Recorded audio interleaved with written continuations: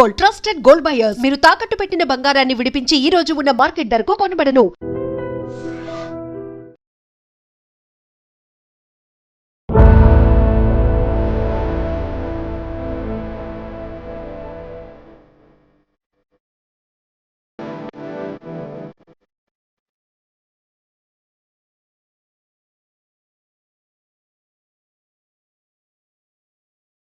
YouTuber Vaishnavi హత్య నిజంగా మాదాపూర్ గ్రామంలో తీవ్ర విషాదం నెలకొంది. వైష్ణవి ఇంటి దగ్గర ప్రస్తుతం ఉన్నాం.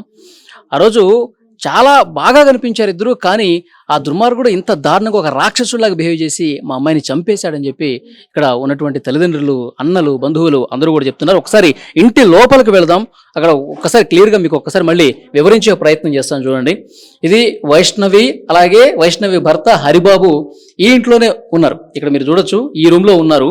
ఆ వైష్ణవిని హత్య చేసే సమయంలో వాళ్ళు ఇక్కడే పడుకుని ఉన్నారు. అయితే ఇటు పక్కన ఇక్కడ రైట్ సైడ్ లో ఇటువైపు ఈ ఇంట్లో తల్లిదండ్రులు ఉన్నారు. వైష్ణవి అమ్మా నాన్న ఇందులో పడుకొని ఉన్నారు. ఆ రోజు రాత్రి వైష్ణవి భర్త హరిబాబు ఇక్కడ ఈ రూమ్లో ఉన్నాడు. ఆ రూమ్లోకే నేను వస్తున్నాను. ఆ రోజు ఉదయం సరిగ్గా 4 గంటలు అవుతుందండి. 4 గంటల సమయంలో ఒక అలికిడి జరిగినట్టుగా వాళ్ళ అమ్మ కూడా చెప్పింది. అలికిడి జరిగింది. ఆ సమయంలో వచ్చి డోర్ బదులు కొట్టి చూస్తే వాస్తవం మాకు తెలుసుండేది. కానీ మమ్మల్ని మైమరిపించే విధంగా ఏం జరగట్లేదు అన్నట్టుగా వీళ్ళేదో సరదాగా మాట్లాడుకుంటున్నట్టుగా యాక్టింగ్ చేసి, ఇక్కడ ఏమీ కానట్టుగా యాక్టింగ్ చేసి అతను మమ్మల్ని అందరినీ కూడా తప్పుదారి పట్టించాడు. ఆ తర్వాత ఇక్కడే ఈ వైష్ణవిని చంపేసి ఇక్కడ 2 మంచాలు ఉన్నాయి.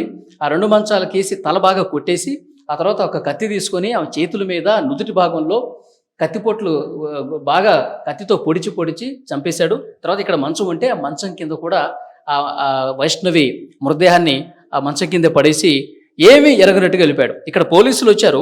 ఈ ఘటన జరిగిన తర్వాత పోలీసులు వచ్చి ఇక్కడ చూసారా, ఇక్కడ మొత్తం తవ్వి తీశారన్నమాట. ఎందుకంటే మొత్తం బ్లడ్ ఇక్కడ నుంచి మొత్తం బ్లడ్ పారుతా ఉంది. ఈ అరుగుకి మొత్తం కూడా బ్లడ్ అంటుకుని ఉంది. దీన్ని ల్యాబ్ టెస్ట్ కోసం పోలీసులు కూడా విచారణలో భాగంగా తీసుకెళ్ళినటువంటి పరిస్థితి ఉంది. ఆ తర్వాత చంపేసిన తర్వాత ఉదయం 6 గంటలకి మెల్లగా బయటకు వచ్చాడు. ఏమి ఎరగనట్టుగా బయటకు వచ్చాడు. తర్వాత డోర్ కూడా వేసేసాడు. డోర్ వేసి ఇక్కడ కటన్ ఉంది కదా, ఈ కటన్ కూడా లాగేసి ఏమీ తెలియనట్టుగా ఇక్కడికి వచ్చి బ్రష్ చేసుకుని, నేను అసలు నాకు ఏ పాపం తెలియదు అన్నట్టుగా వచ్చి ఇక్కడే బ్రష్ చేసుకుని ఇటు రోడ్డు మీద ఎవరున్నారో చూసుకుని, ఎవరన్నా మనుషులు ఉన్నారా లేదా, ఎందుకంటే అతనికి రక్తపు మరకలు అయిపోయినాయి. ఎందుకంటే వైష్ణవిని చంపిన తర్వాత అతని షర్ట్ మొత్తం కూడా రక్తమైంది. ఆ షర్ట్ విప్పేసి వేరొక షర్ట్ వేసుకుని ఏమీ ఎరగనట్టుగా ఇక్కడే బ్రష్ చేసుకుంటే వాళ్ళందరూ అనుకుంటారు కదా, రోజులాగే లేచి బ్రష్ చేసుకుని ఏదో పని మీద వెళ్తున్నాళ్ళే అని చెప్పి వీళ్ళు అనుకుంటున్నారు. కానీ ఇంత దుర్మార్గంగా రాక్షసుల్లాగా కన్న కూతుర్ని ఇక్కడ మా బిడ్డను చంపేసి వెళ్ళిపోయాడని చెప్పి అసలు మేము అనుకోలేదు అని చెప్పి వీళ్ళ తల్లి చెప్తుంది, వైష్ణవ తల్లి చెప్తుంది. వీడు వెళ్ళిపోయిన తర్వాత అక్కడ బైక్ తీసుకుని ఇక్కడ బ్రష్ చేసుకుని బైక్ తీసుకుని ఫాస్ట్గా వెళ్ళిపోయాడు. తర్వాత ఇతను వెళ్ళిపోయిన తర్వాత అరగంట అవుతుంది, గంట అవుతుంది, గంటన్నర అవుతుంది. ఏంటి అమ్మాయి ఇంకా లేవలేదు, 4 నెలల గర్భం ఉంది. తర్వాత ఉదయాన్నే ప్రతిరోజు పిలిచేది, అమ్మని పిలిచేది, ఏదైనా తీసుకురమ్మని చెప్పి అడిగేది. ఏదైనా వామిటింగ్ వస్తుంటే బయటకు వచ్చి వామిట్ చేసుకునేది. కానీ అసలు ఏమాత్రం అలికిడలేదు ఏంటని చెప్పి డోర్ తీసి చూశారు. డోర్ తీసి చూస్తే రక్తపు మడుగులో పడిపోయింది. ఒక్కసారిగా షాక్ అయిపోయారు. కత్తిపోట్లు ఉన్నాయి. అక్కడ మంచానికి కూడా రక్తం అంటుకున్నటువంటి పరిస్థితి ఉంది. ఒకసారి ఇక్కడ దృశ్యాలు చూడండి. ఇక్కడ మంచానికి కూడా రక్తం ఏ విధంగా అంటుకున్నదో చూడండి. ఇదే ఒక సజీవ సాక్ష్యంగా మీకు చాలా స్పష్టంగా కనిపిస్తుంది. మంచం కోళ్ళకి ఇక్కడంతా కూడా వైష్ణవి బ్లడ్ మరకలు అనేవి ఇక్కడ చాలా స్పష్టంగా, అంటే కత్తితో పొడిచిన తర్వాత నుదుటి మీద, చేతుల మీద, గొంతు పీసికి చంపిన తర్వాత ఆ రక్తం అంటుకుంది. మంచం కింద పడేశాడు. మొత్తం బ్లడ్ కూడా కారి మంచానికి ఏ విధంగా అంటుకుందో ఇక్కడ చాలా క్లియర్గా ఈ దృశ్యం కూడా మనకు కనిపిస్తోంది. నిజంగా తల్లిదండ్రులు చాలా బాధతో మాట్లాడుతున్నారు, ఆవేదనతో మాట్లాడుతున్నారు. వాడు అసలు ఏమీ తెలియనట్టుగా మా అమ్మాయిని చంపేసి వెళ్ళిపోయాడు, వాడికి ఉరిశిక్ష వేయాల్సిందే, వాడిని చంపాల్సిందే అంటూ రోడ్ల మీదకి వచ్చి ఆందోళన చేశారు. కొద్దిసేపటి క్రితమే ఉగాది పండుగ రోజు ఆ వైష్ణవి బతుకుంటే గనక మా ఇంట్లో ఒక పండగ వాతావరణం కనిపించేది. ఇంటిల్లిపాదు నవ్వుకుంటూ ఆమె వీడియోలు చేసుకుంటూ చాలా సంతోషంగా గడిపి ఉండేవాళ్ళం. కానీ అసలు పండగ లేకుండా పోయింది. మా అమ్మాయి లేకపోవడంతో ఇక్కడ ఉన్నటువంటి ప్రతి ఒక్కరు కూడా కన్నీళ్లు పెట్టుకుంటున్నారు. పోలీసులతో వాగ్వాదానికి దిగారు. కోరుట్ల పట్టణంలో మెయిన్ సెంటర్లో అంబేద్కర్ చౌరస్తా దగ్గర ఆందోళన చేశారు. మా అమ్మాయికి న్యాయం జరగాలంటే వాడిని కఠినంగా శిక్షించాలి, వాడిని చంపేయాల్సిందే, వాడిని మాకు అప్పగించండి అంటూ ఆందోళన చేస్తున్నటువంటి పరిస్థితి కూడా మీరు స్క్రీన్ మీద దృశ్యాల్లో కూడా చూడొచ్చు. ఇక చూడండి ఆ తల్లి ఎంత బాధపడుతుందో చూడండి, కన్నీళ్లు పెట్టుకుంటుంది. ఈ ఘటన జరిగిన తర్వాత నుంచి కూడా అసలు ఆమె అసలు పచ్చి మంచినీళ్ళు కూడా ముట్టుకోవట్లేదు. ఏడ్చి ఏడ్చి ఏడ్చి గుండె కూడా బరువెక్కిపోయినటువంటి పరిస్థితి ఉంది. అసలు కళ్ళలోంచి నీళ్లు రావట్లేదు, కన్నీళ్ళన్నీ కూడా ఇంకిపోయాయి అన్నట్టుగా. ఎందుకంటే ఏడ్చి ఏడ్చి అలాంటి సిచ్యువేషన్ ఉంది. అన్నలు కూడా ఎంతో మంది, మొత్తం 13 మందికి పైగా అన్నలు ఉన్నారు. ఒకే ఒక్క బంగారు తల్లి. ఈ బంగారు తల్లి జీవితం చాలా సంతోషంగా ఉంటుందని చెప్పి మేము భావించాం, కానీ ఈ విధంగా అవుతుందని చెప్పి అసలు అనుకోలేదంటూ చాలా బాధకి గురవుతా ఉన్నారు. ఒక్కసారి అమ్మతో మనం మాట్లాడే ప్రయత్నం చేద్దాం. అమ్మా, ఇంతకీ మీరు పోలీసులతో 2 సార్లు కలిశారు, మాట్లాడారు, ఏమంటారమ్మా? వాళ్ళు మేము చూసుకుంటామంటారు. ఏం చూసుకుంటారు? చంపేస్తే చూసుకున్నట్టు చంపేయాలని అంతే. నలుగురు కాల్చేయాలి, లేకపోతే ఉరి శిక్ష అన్న వేయాల. చూసుకుంటామంటే పెట్టేది లేదు. ఎన్ని సంవత్సరాలు కానీ మొత్తం ఆన్నే పోలీస్ స్టేషన్ లేకుండానే ఎత్తాయి. కానీ అంటే నేను వాళ్ళ మీద కోపం కాదు, చట్టం కరెక్ట్ నేర్చుకోవాలా. ఎందుకంటే ఒక పిల్లని చంపిర్రా, పోయాలి వాళ్ళు పిల్లలను చంపి పోలీస్ స్టేషన్లో కలిసిరా, వాళ్ళని బరాబరి చంపాలా. నువ్వు వాళ్ళకు న్యాయం జరిగి చూడేంది, నేను పోలీస్ స్టేషన్ లేచిన అనుడేంది, వాళ్ళని మంచి కాపాడుడేంది, నా బిడ్డ చచ్చిపోయిన బిడ్డను పట్టించుకోపోవడం ఏంది, నాకు ఇది ఒకటే నచ్చలేదు. నా బిడ్డని చంపిన అసలు చాలా మంది చెప్తా ఉన్నారు, అమ్మాయికి అసలు పెళ్లి ఇష్టం లేదు, వీడిని వేసుకోవటం అసలు ఇష్టం లేదు. సరే వాడేదో మందు దాగి నేను నువ్వంటే మంచిగా చూసుకుంటానని చెప్పి అంటేనే అప్పుడు మీరు బలవంతంగా చేశారంట కదా? బలవంతంగా అంటే నేనేమని చెప్పిన సిట్టి, నల్లని దగ్గర ఏం లేదు, తెల్లని దగ్గర ఏం లేదు, గుణం మంచిగా ఉండాలమ్మా. నువ్వు 100 ఏళ్ళు బతిక గుణం కావాలి నాకు. ఇప్పుడు తెలుతున్నాయి నాకు, అప్పుడేం తెలుసు. నా తల్లి నువ్వు గిట్లా చేసుకోవే, నీ మొగనికి ఇంత మంచిగా చూసుకోమంటే పూలు పెట్టి చదువుకున్నది. పూలు అంటే మొగడు వాడు లేకపోతే ఒక సినిమా ఆగలేదు. ఇది అటుపోకు ఇటుపోకు అని అన్నం వేసుకొచ్చి చుడుదాన్ని ఆన్ని చిన్న మంచిగా చదువుకోలేదు. ఆ చుడుదాన్ని ఎట్లా ఏం బుద్ధి అయింది, ఎట్లా ఏం బుద్ధి అయింది అయ్యా చెప్పు.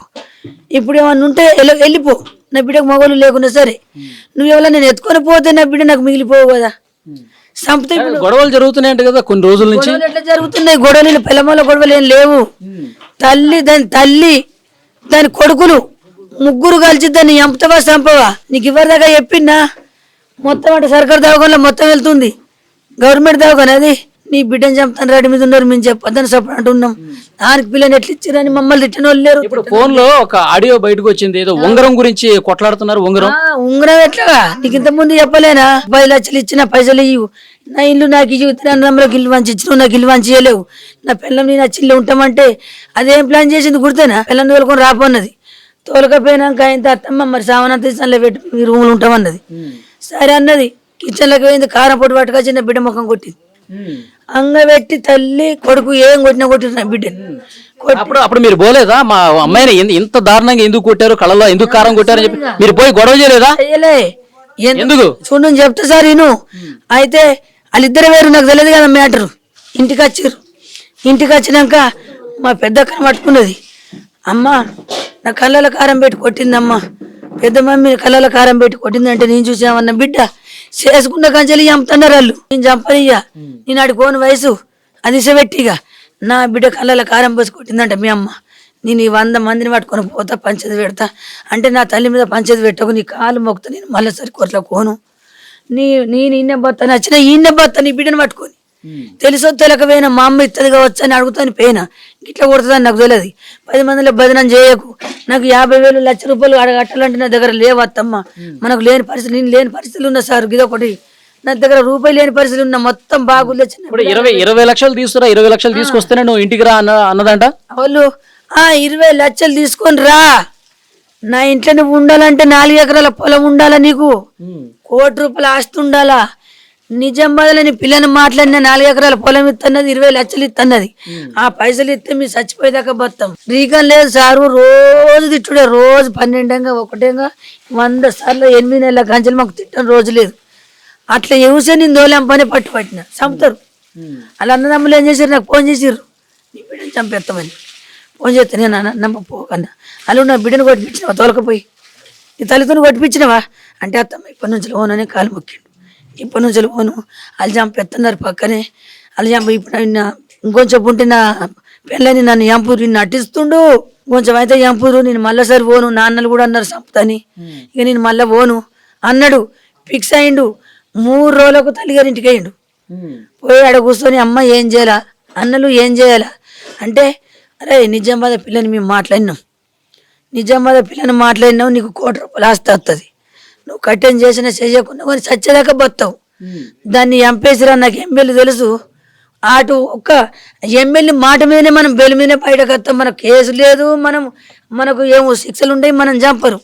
10,000 ఒక 20 లక్షలు 10 లక్షలు బయట వాళ్ళ వారు పోతున్నట్టే మనం బయటకు వస్తాం. బరాబరి 3 కూర్చొని ఆయనకి చెప్పి తోలేసిరట. తోలేసినాక వాళ్ళు 3 రోజులు అక్కడ ఉన్నప్పుడు ఇదంతా ప్లాన్ పోలీసులకు చెప్పిండు. ఈడే హరిగడే చెప్పిండు. హరిగాడు నిన్న రోకల బండిలకి నిన్న పోలీసులు పొత్తికి ఫోన్ చేసిరు మాకు. ఫోన్ చేసి కొట్టంగా ఉన్న మాట, నా అన్నదమ్ములు కావాలంటే నీకు ధైర్యం కాకపోతే ఇంటికి వస్తాం, రాత్రి అలా నీ అత్తమ్మ వండిదాకా చూడు, ఆడికి వచ్చి చంపుతాం మేము అంటే. ఈడు ఒక్కడు మీద వేసుకుంటుండే కానీ వాళ్ళ అచ్చుడు 3 వచ్చిరు మా ఇంటికి. మా ఇంటికి 3 వచ్చిరు.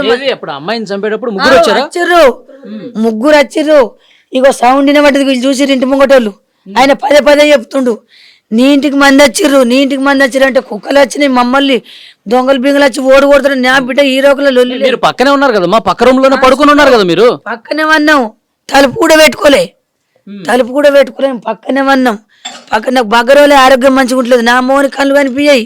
గుడ్డి మహారాజు మొత్తం కళ్ళు పోయినాయి. ఆయన చచ్చినోడు తెలియదు, బతికినోడు తెలియదు. ఇక నాకు బీపీ డౌన్, తిరుక్కుంటా కింద పడిపోతున్నా. గోళీలు తెచ్చుకొని బాగా పడిపోయినా. మా ఆయన దీనికి బాగా చెమటలు పోతుంది, నేను కూలర్ తెచ్చిన పక్కన పెట్టిండు. కూలర్ మోత ఉండదా, సౌండ్ వచ్చింది. పండుకున్నా. వచ్చిర్రు పడ్డరిగా. మరి తల్లి వచ్చిందో లేదో తెల్లగాని మనిషి గంటకొక తిరిగి చెప్తుండు. మా అమ్మ వచ్చింది అంటుండు, మా 2 అన్నదమ్ములు వచ్చింది అంటుండు. మళ్ళీ నేను ఒక్కడిని చంపిన అంటుండు. ఒక్కడి చంపిన విషయం కాదు, వాళ్ళ అమ్మ 2 అన్నదమ్ములు వచ్చి. కాదు, ఈ గల్లీలో సీసీ కెమెరాలు ఏం లేవా? ఎవరు వచ్చారు, ఎంతమంది వచ్చారు తెలుసు కదా. సీసీ కెమెరాలు ఏడపడి సీసీ కెమెరాలు లేవు మా ఊళ్ళే, లేవు. గాడు ఉన్నాయి, కచ్చరిగాడు ఉన్నాయి. ఈ ఏరియా అంతా ఏ ఇంటికి సీసీ కెమెరాలు లేవు. వాళ్ళు నిజంగా 3-4 వస్తే ఎక్కడో చోట సీసీ కెమెరాలో కనబడతారు. మీ చెకప్ ఎత్తున్నాం కానీ కట్టుండే సీసీ కెమెరాలు ఈ మూలకు దిక్కులేదు. పోలీసులు మొత్తం చూస్తారండి. చూడాలి, వాళ్ళు గురి ఎత్తన్నారు. వాళ్ళే కుటుంబం వచ్చి బరాబరి నా సిట్టమ్మని చంపి పేరు 3 రోజులకు చంపుతున్నారు. బరాబరి చంపిరు. నాకు న్యాయం జరిగేటట్టు చేయరు సార్, మీరు దండం పెడతా. ఇలా నా బిడ్డని చంపిర్రు, రేపు ఇంకో బిడ్డను కూడా చంపచ్చు. చంపి పోలీసు వాళ్ళకి కలుతారు. వాళ్ళ 2 ఏళ్ళ ఉంటారు, ఒక 10 లక్షల వారితే బయటకు వస్తారు. దానికి న్యాయం ఎట్లా? మళ్ళీ వేరే వాళ్ళని చంపుకుంటూ పోతారు. మళ్ళీ 4 రోజులు ఉంటారు, 1 లక్ష రూపాయలు వారుతారు, మళ్ళీ బయటకు వస్తారు. ఇట్లా బుద్ధి చెప్పకపోతే అందరికి ఎట్లా తెలియాలా? ఈ న్యాయం ఏమైనా నడుతుందా? ఒక అమ్మాయిని చంపిందంటే ఆన్ని నడి రోడ్డు మీద, లేకపోతే వెంటనే ఉరి శిక్ష అయ్యాలా. మీ కోపానికి, మీ ఆవేదనకి, మీ బాధకి అర్థం ఉంది. సో అది తల్లి ఆవేదన చూడండి ఎంత బాధపడుతుందో. ఈ ఘటన జరిగిన తర్వాత కూడా ఏడుస్తూనే ఉంది. మా అమ్మాయికి న్యాయం జరగాలి, ఒక ప్లాన్ ప్రకారం వాడు హరిబాబు, వాళ్ళ తల్లి, అన్నలు అందరూ కూడా కలిసి ఇంటికి వచ్చి చాలా దారుణంగా మా అమ్మాయిని చంపేశారని చెప్పి బాధపడతా ఉంది ఆ తల్లి. పోలీసులు ఎట్టి పరిస్థితుల్లో న్యాయం చేయాలి, న్యాయం చేయకపోతే మళ్ళీ మేము రోడ్డు ఎక్కుతామని చెప్పి చాలా ఆవేదనతో వాళ్ళు మాట్లాడుతున్న పరిస్థితి. ఇది వైష్ణవి ఇంటి దగ్గర ఉన్నటువంటి situation. And for more videos, please subscribe to iDream. Please subscribe to iDream. Please subscribe iDream. And please subscribe to iDream. For more videos, subscribe to iDream. please like, share and subscribe to the channel. Congratulations, iDream. Subscribe to iDream. Subscribe to iDream. So subscribe to iDream Media. iDream ki iDream team andarki huge congratulations. Please subscribe iDream Media. Please subscribe to iDream. Subscribe iDream. Please subscribe to iDream. iDream అంటే నా కళల channel subscribe చేసుకున్న నోరు తిరుగుతలేదు, మీరైతే గంట గుర్తు కొట్టండి. For more such videos, please subscribe to iDream.